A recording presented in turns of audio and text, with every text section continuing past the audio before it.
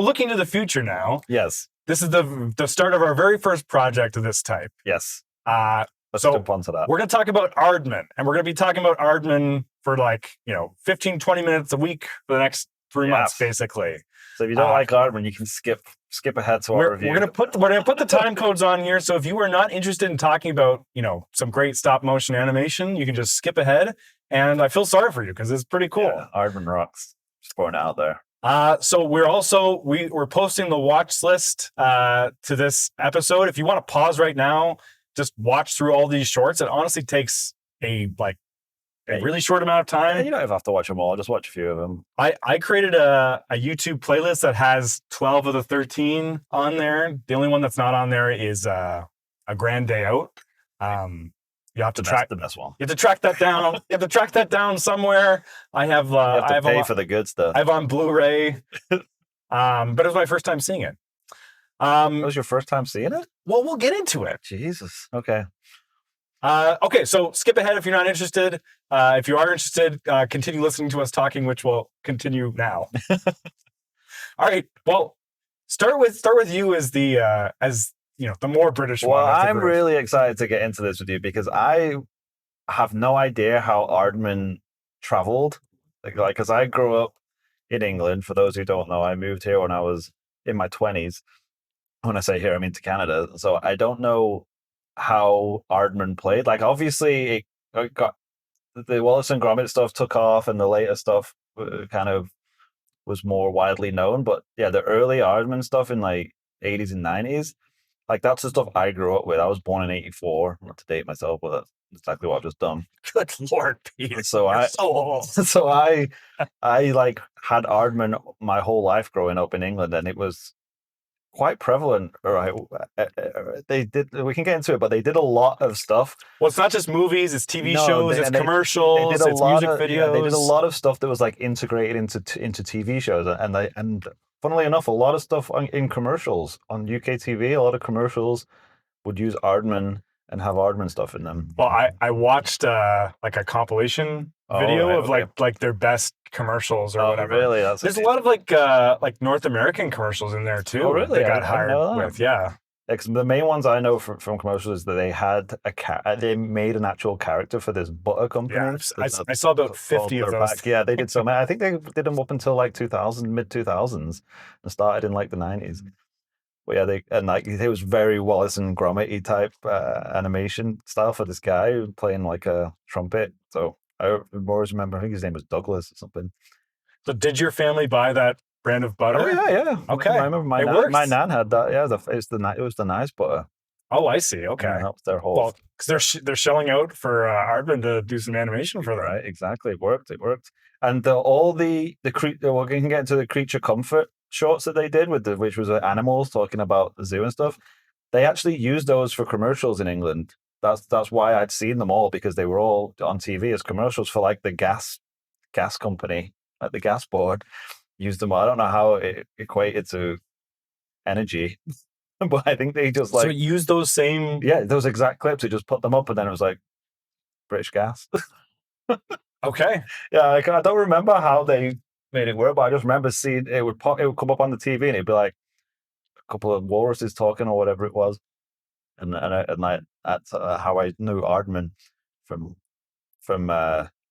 adverts, but mostly through. I know you mentioned it earlier because I really want to know it through Morph.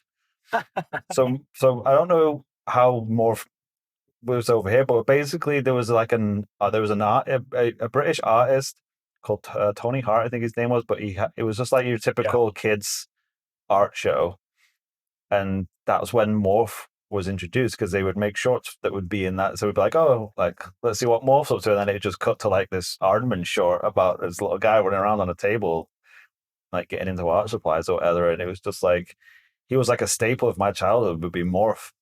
It was such a simple design, but it's just classic Aardman's, literally made out of plasticine.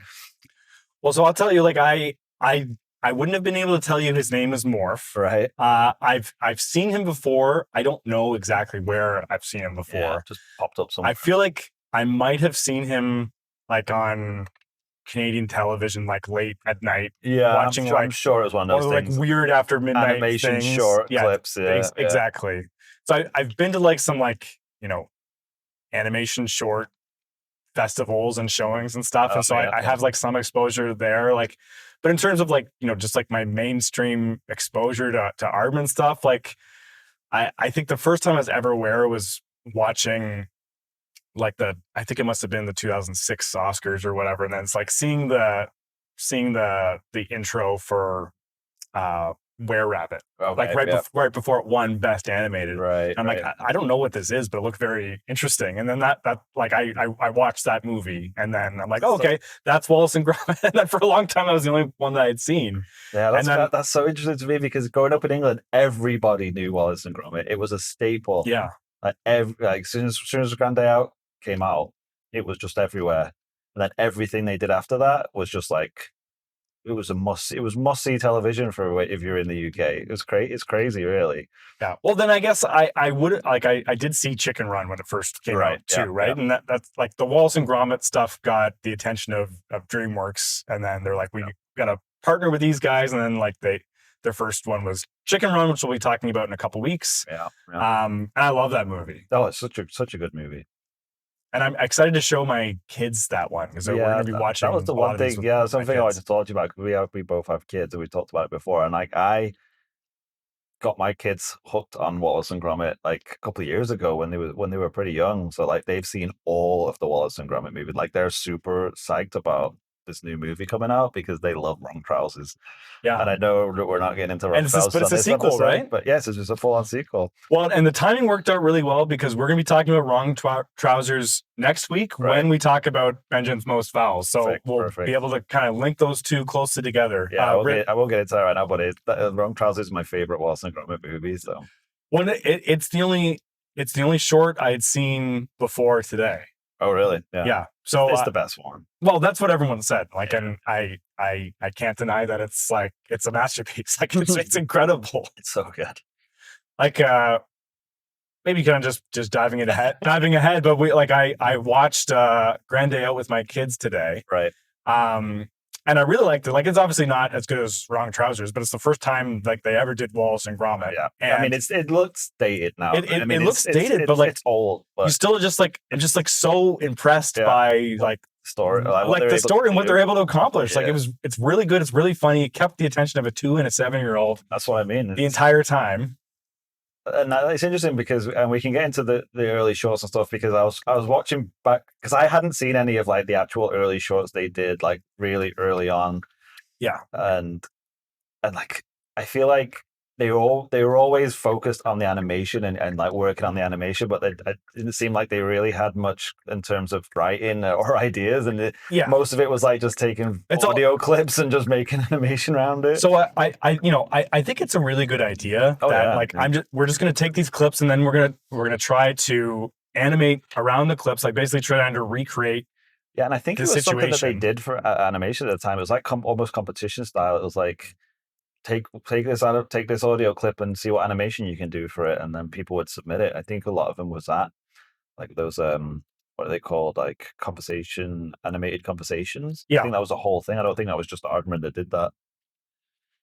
And for these ones, like maybe that would explain it because I feel like these are not like interesting choices for them to have picked that's for what it. I mean. Because, it's just so random. So like the first one I think is called Down and Out. It's about like a British pensioner who's like trying to figure out how to get a meal and he's confused. And like it's sad.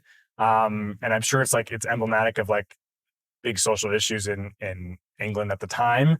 But there's nothing like really like, groundbreaking about it. And the audio that they're using is really poor. Like you can tell that it's a recording and like you can't hear people very well who aren't close to the microphone. And it is so British as well. It's so funny. It's so like 80s or 70s, 80s British.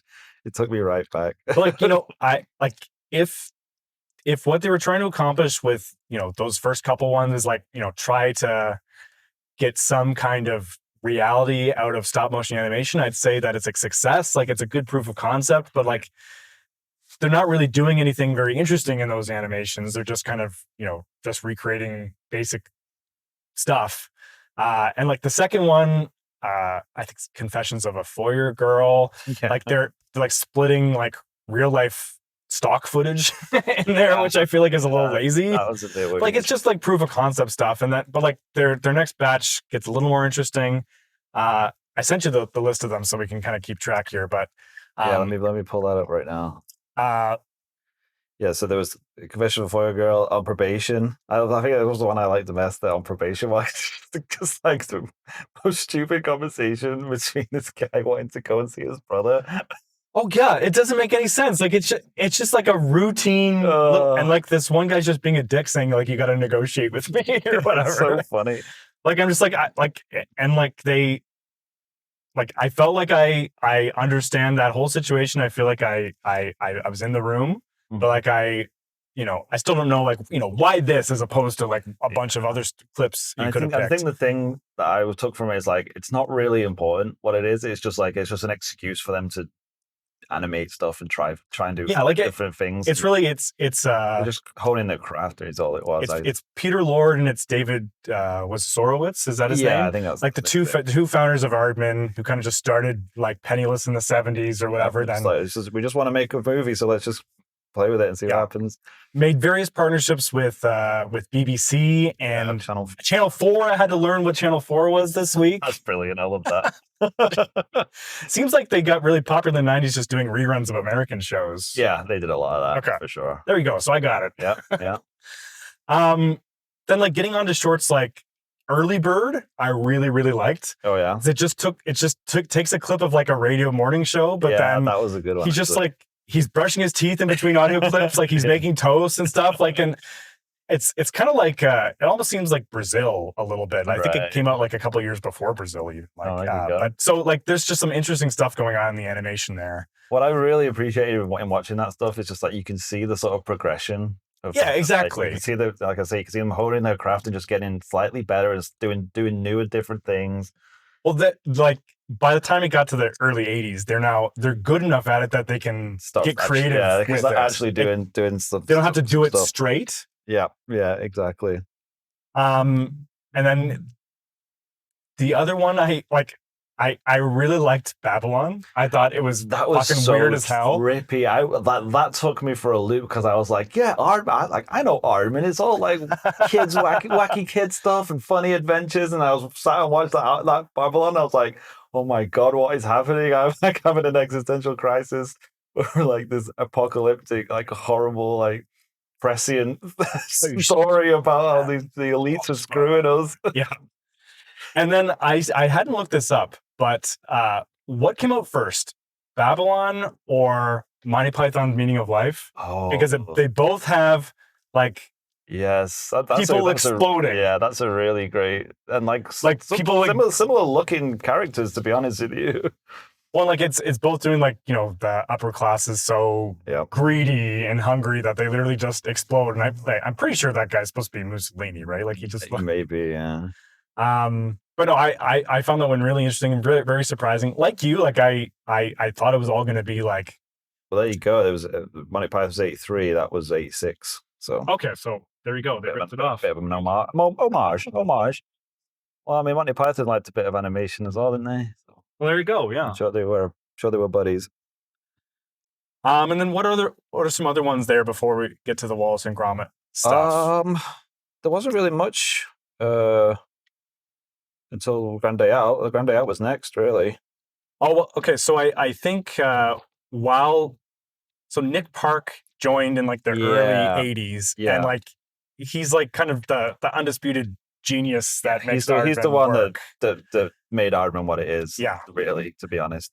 And so when he was working on post-production for Grand Day Out, he kind of just like put together Creature Comforts. Yeah. As like one part of their 5-part series on I think it's the lip sync series or whatever. Yeah. And that was my first time seeing it. It's really, really clever. It's really good, isn't it? It's really clever the way they did that, and it's crazy how influential it was. And you can see how that's when like they figured out this is the animation we're doing.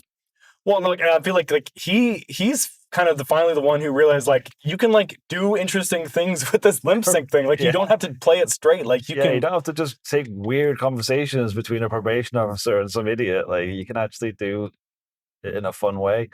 Yeah, like well, and like the fact that it leaned into the fact that it's an interview, so then like the audio makes sense. Yep. But then you just change the context of what that interview is all about. Like it's such a smart thing that it did. It works so well. Yeah, and then that's the one that won an Oscar, right? And that's the one that kind of got Aardman on the map. Put him on the map for sure. Yeah. And then Grand Day Out came out the same exact year, right? Yeah. And it's kind of weird that one won over Grand Day Out, but it is. Yeah, for sure. But no, then that's my first time seeing that one, and I had to explain to my daughter that no, the moon's not really made of cheese, because she'd never heard that trope before, right? Yeah, it's like the oldest.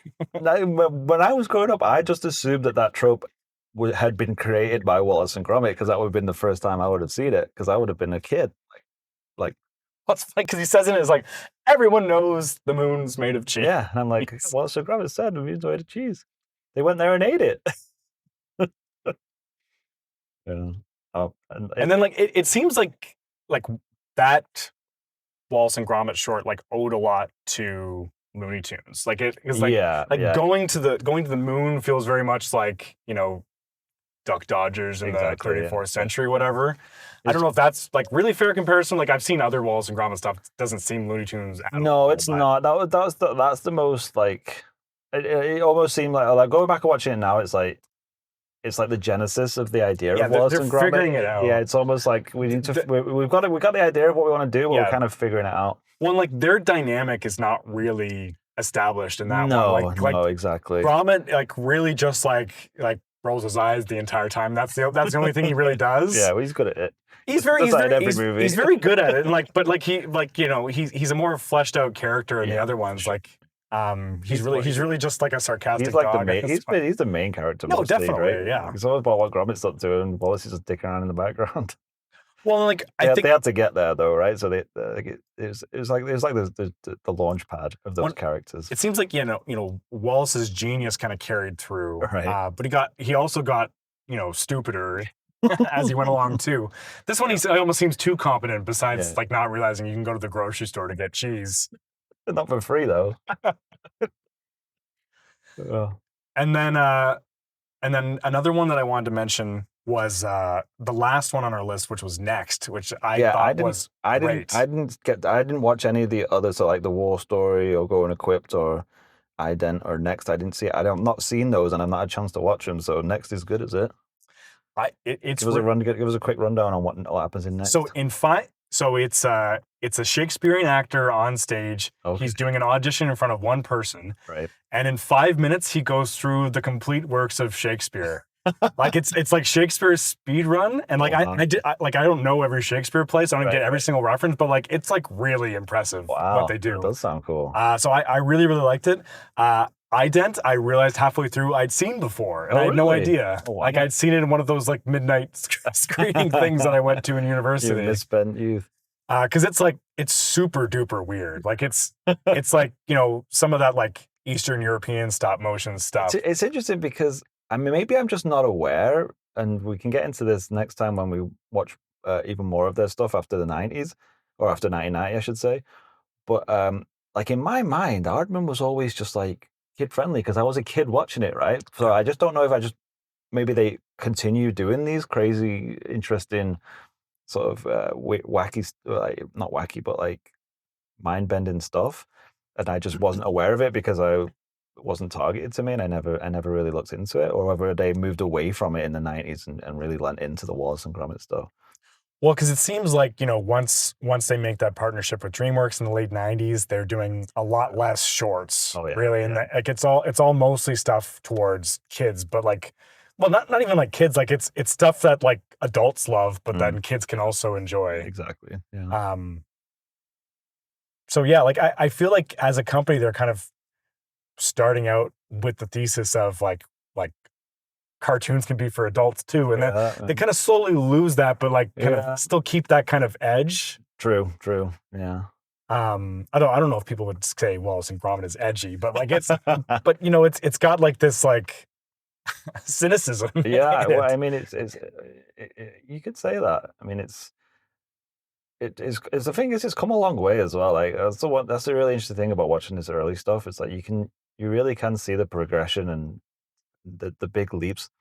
And it's the same with any kind of animation when you look at how it develops. Same with like what Pixar were doing with the digital stuff. It's like you see how big the leaps are and how Yeah. quickly they're able to make improvements to find that style, and it's just so interesting to watch. Really, like I do really see like a lot of connections between Aardman and Pixar, like Pixar, both yeah, like kind yeah, of pioneers in their own yeah, regards. exactly, yeah. So no, I'm really excited to keep talking about this every week. Like Yeah, I me think too. I could just continue talking now forever, but we're not going to do that. I honestly I think stop motion animation is the coolest shit in the world. It's Like to be totally honest with you, it boggles my mind how you're able to do it, yeah, I can't. especially so well. I know we talked about it on our Coraline episode, it goes into that, but it's just like it just almost seems like magic to me to be able to actually do it that well.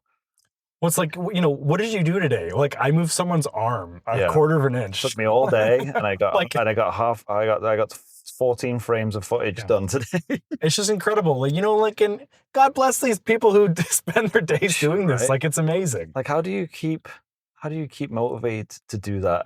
Like, I'm an instant gratification kind of guy, so like having to work a year to get something that's like 2 minutes long, I don't know if I have the confidence in myself Yeah. to keep Well, doing it. I think Grand Day Out. It was like 3 years to make Right? that. Yeah, I'd exactly. have to check It's after. not Like that long, right? and it's like it's 25 minutes long. But But can you imagine like back in the day doing that, and you'd spent like a year and a half on something, and then you're like, this is not going right. Like, this is shit. I don't want, this is not what I wanted to do. Like, this is not what I had imagined in my head how this is going to look. It's like, well, it's too bad. Like, you got to keep going. I think that's what happened to Barry Jenkins and Mufasa. Really? I heard it wasn't that bad. Wow, he's very disgruntled about the whole thing. Oh, is he? Yeah. I hadn't read that. Well, because Interesting. yeah, he didn't really quite grasp how little control he would have That over makes stuff, sense, right? yeah. Which might be a little naive, but like he's like a real artist, like I going don't into really that. understand why he did that. No one does. He must have paid a lot of money or something. But from what I hear, it's not that bad of a movie. I'll never watch it. No, me neither. But I heard it's Well, anyway, so we're here at the theater. We're gonna be talking Aardman every week. We really encourage everyone to watch along. We have our whole schedule for January coming out. It's already out. We'll be linking it to this podcast episode. I also have a link to like all the movies we'll be watching over the next 3 months. So really do watch along. I think it's gonna be a lot of fun. I can't wait.